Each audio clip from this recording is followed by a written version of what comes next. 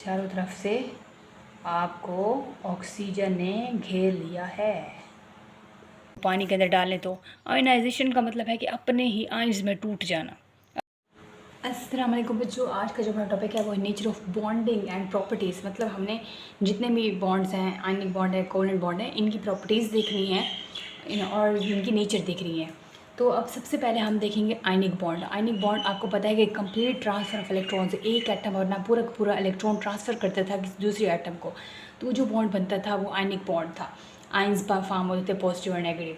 तो यहाँ पे आयनिक बॉन्ड, आयनिक कंपाउंड की प्रॉपर्टीज़ देखो तो ये रिजिड होते हैं। रिजिड का मतलब है ये हार्ड है, सख्त है। क्यों सख्त है? क्योंकि इसके दरमियान फोर्सेज स्ट्रॉन्ग है। एग्जांपल हमारे पास सोडियम क्लोराइड है। सोडियम क्लोराइड के दरमियान जो फोर्सेज है वो बहुत स्ट्रॉन्ग है। इस वजह से आयनिक कंपाउंड हार्ड होते हैं, हैवी होते हैं। इनके जो मेल्टिंग और बॉइलिंग पॉइंट है वो बहुत ज़्यादा होते हैं।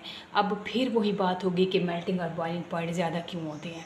एक तो फोर्सेज स्ट्रॉन्ग है, इनमें स्ट्रॉन्ग फोर्सेज हैं। तो जो आयनिक कंपाउंड है लाइक NaCl है, इसका मेल्टिंग पॉइंट देखो, मेल्टिंग पॉइंट 800 है, 800 डिग्री सेंटीग्रेड।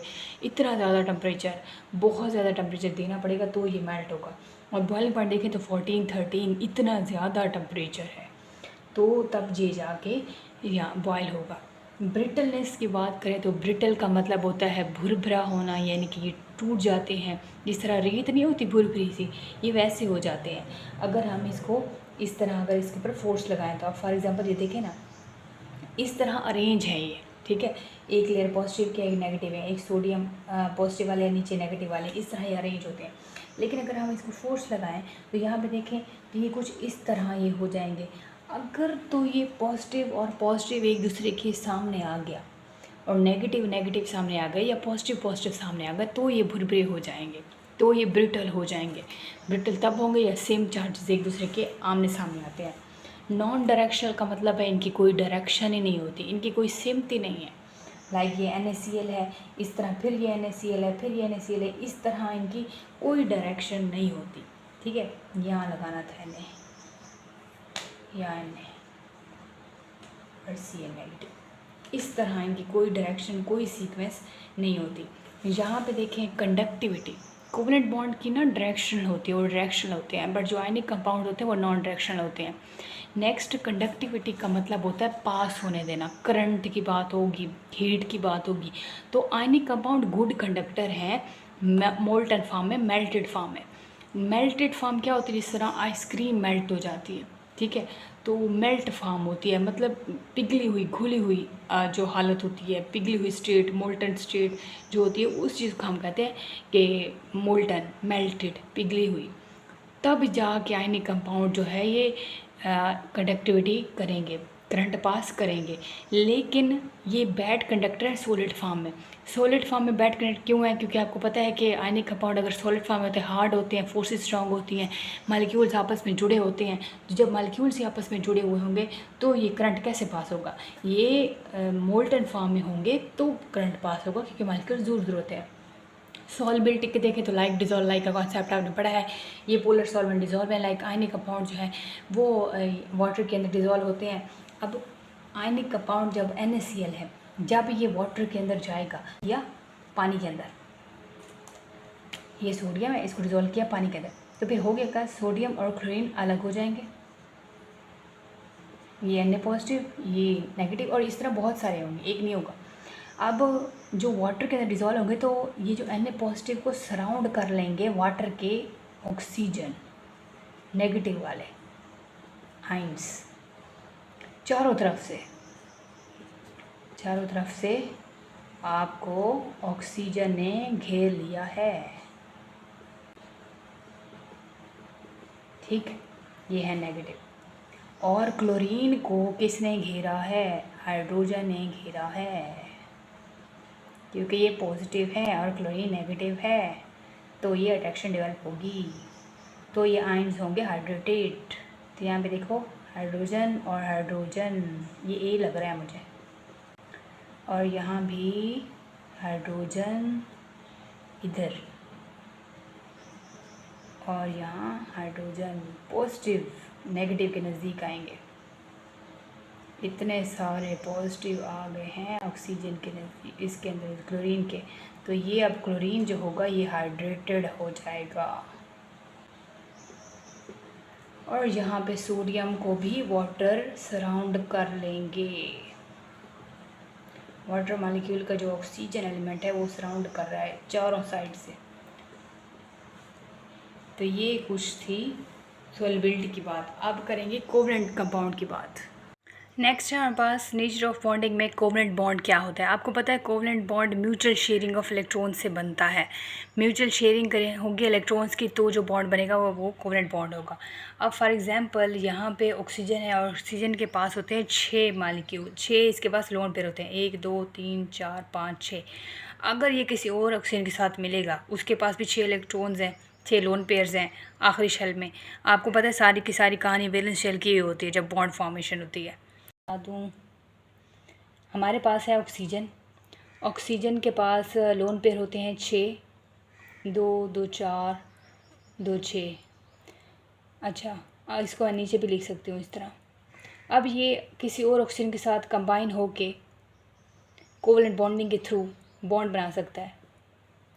उसके पास भी 6 हैं। अब देखो ये एक ऑक्सीजन है, 1 2, और ये दूसरी है, ये उसकी इलेक्ट्रॉन्स लोन पेयर। ये देखो डबल बॉन्ड फॉर्म होता है, ऑक्सीजन और ऑक्सीजन के दरमियान हमेशा डबल बॉन्ड फॉर्म होता है। तो कुछ इस तरह ये म्यूचुअल शेयरिंग करते हैं। ग्रुप 5 और 6 और 7 वाले जितने भी एलिमेंट्स हैं, ठीक है, वो कोवलेंट बॉन्डिंग फॉर्मेशन करते हैं, कोवलेंट बॉन्ड फॉर्म करते हैं। इनकी प्रॉपर्टीज़ की बात करें तो इनकी जो प्रॉपर्टीज़ हैं, इनके जो मेल्टिंग पॉइंट हैं बहुत ही कम है, इनके बॉइलिंग पॉइंट बहुत कम है। ऐसा क्यों होता है इनकी प्रॉपर्टीज़ की अगर हम बात करें तो इनकी जो डेंसिटी है ना वो कम है, फोर्सेस वीक हैं। इस वजह से लो डेंसिटी की वजह से, लो फोर्सेस की वजह से, इनके लो फोर्सेस की वजह से इनके बॉइलिंग पॉइंट मेल्टिंग पॉइंट भी बहुत कम होते हैं। ये वोलेटाइल होते हैं। वोलेटाइल का मतलब है एवोपरेट हो जाना, ठीक है, बुखारात बन के उड़ जाना, गैसियस फेज़ में चले जाना, वेपर्स फेज़ में चले जाना।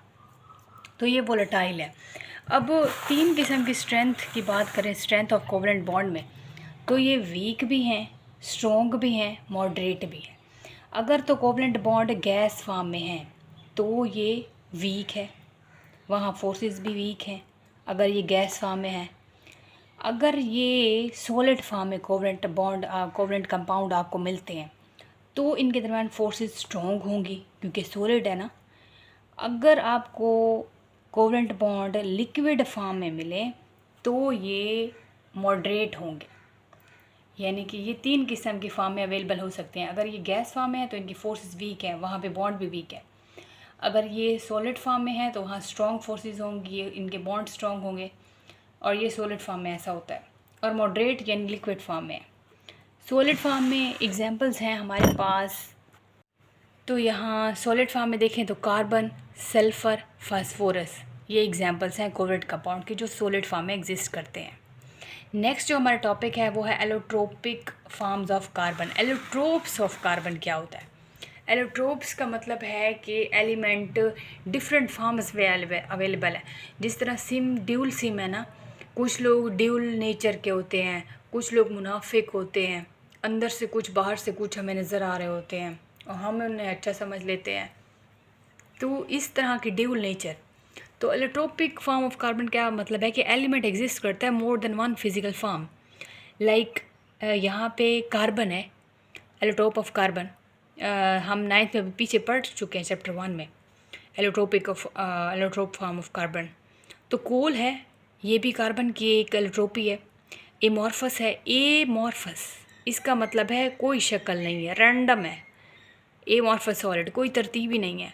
कोयले देखे, कोयला, कोल उसी को बोलते हैं, और एज अ फ्यूल के तौर पे ये काम होता है। अब देखा कभी कोयला देखे, उसकी कोई शेप ही नहीं होती, इरेगुलर सी शेप होती है। इस तरह सेकंड वाली एलोट्रोपिक फॉर्म है डायमंड। अब डायमंड की आपने शेप देखी है, कुछ इस तरह इसकी शेप होती है। ये चारों तरफ से इसको कार्बन ने घेर रखा होता है, ठीक है। अब ये डायमंड कहाँ यूज़ होता है? डायमंड तो बहुत महंगे है, बहुत एक्सपेंसिव है। तो ये यूज़ होता है कटिंग में, क्योंकि ये हार्डेस्ट है तो ये कटिंग में यूज़ होता है। मिरर कटिंग में शीशे को बारीकी से जो काटती है, डायमंड काट सकता है। ड्रिलिंग होती है माइनिंग में, ड्रिलिंग वाला प्रोसेस मतलब आपने मेटल्स फाइंड आउट करनी है तो आगे जो ड्रिलिंग के लिए लगी होती है वो डायमंड होती है।